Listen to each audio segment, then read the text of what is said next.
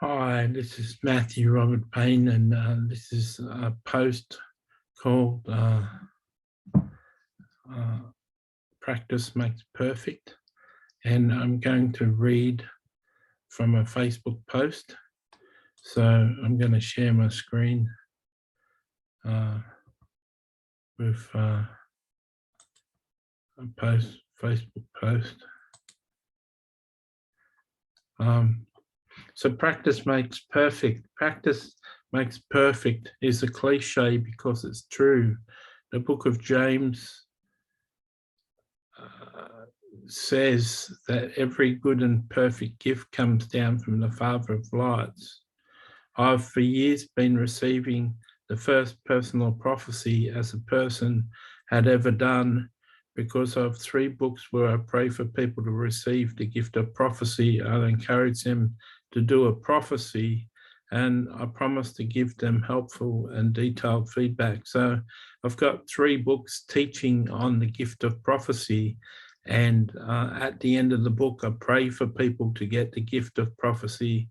And if they pray the prayer, I encourage them to write to me and do a personal prophecy over my life, because they've received the gift, and I give them detailed feedback on their prophecy.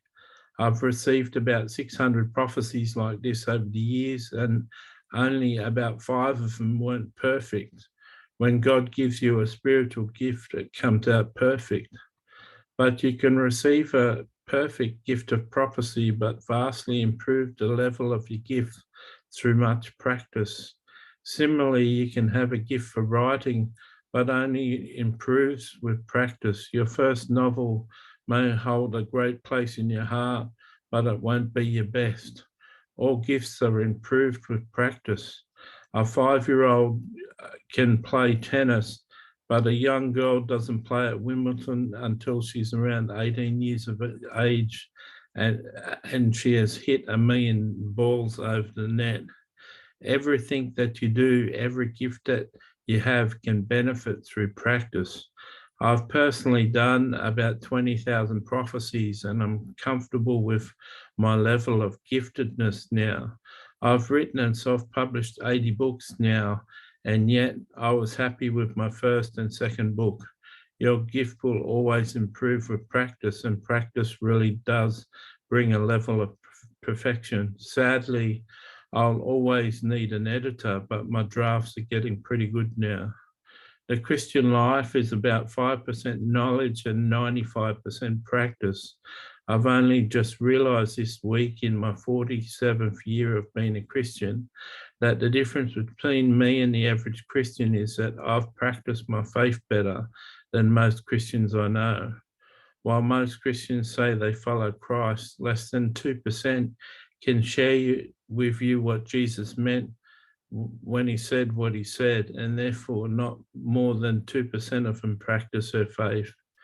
Jesus had 50 commandments, and in John 14 and John 15, Jesus says, if you truly love him, you will obey his commands. Seeing that no more than 5% actually know he had 50 commands, how can those Christians who don't actually know them be obeying him? It's only through the practice of his commands for 22 years I've come to know Jesus and developed the mind of Christ. Are you a person that's going to practice your Christian faith by obeying Jesus, or are you a person that says you love him with your heart, but your heart is far from loving him? Have a look at this verse. He who has my commandments and keeps them is he who loves me, and he who loves me will be loved by my Father, and I will manifest myself to him. That's found in John 14:21.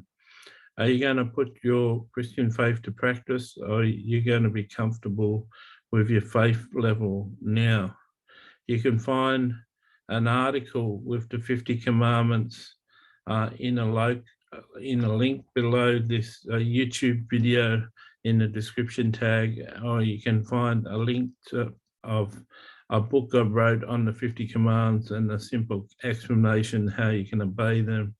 You can find a link to that book in the description tag. You can also find that book on a free website where I have 40 of my books for free, and you can find the link to that website in the description tag below. It's serious, folks. It's really serious. The Christian faith is something that needs to be practiced. And if you don't understand what Jesus was teaching and you don't practice what Jesus taught, how can you call yourself a Christ follower? Surely a Christ follower, surely a Christian is someone who walks in the footsteps of Jesus, someone who follows Jesus. And how can you say you follow Jesus when you don't obey him? It really comes down to a life of practice. Like I said before in that article, a Facebook post, the Christian life is about 5% knowledge and 95% practice. And it's interesting how I came to the 2% percentage. It's only about 2% that make extreme wealth in this world. It's only 2% of people who listen to a course that go and apply the course. 2% is a figure that comes up quite often, and it's sad for me to say, but in my experiences with Christians, it's only 2% of them that are actually walking the talk. So I encourage you to like this post and share this video with your friends. If you'd like to hear similar videos or know about other similar videos that I post, you can subscribe to the channel. Of course, I've done 20,000 prophecies so far in my life, and I'm confident that I can give you a prophecy if you ask for one. And so there's links where you can go to my website and request a prophecy. God bless you and keep you. And I pray that I didn't offend you. I encourage you to go to the link to have a look at the article with the 50 commands of Jesus. And if you're prompted, download the book and start to walk in the 50 commandments of Jesus. God bless you and keep you.